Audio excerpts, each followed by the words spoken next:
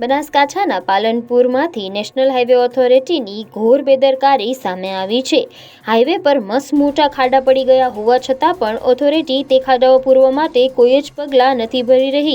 Palanpur national હાઈવેના ચેકપોસ્ટથી લઈને aroma circle સુધી ખાડાઓનું સામ્રાજ્ય જોવા મળી રહ્યું છે અને નવાઈની વાત તો એ છે કે નેશનલ હાઈવે ઓથોરિટીની કચેરી પણ આ જ માર્ગ પર આવેલી હોવા છતાં અધિકારીઓ આ ખાડા કાન કરીને બેઠા છે। જાણે આવા ખાડાઓ માટે તેઓને કોઈ જ ફરક ના પડતો હોય અને લોકો કહી રહ્યા છે કે જો આવા ખાડાઓને સમયસર પૂરવામાં ના આવે તો ક્યારેક કોઈ ગંભીર અકસ્માત સર્જાઈ શકે છે।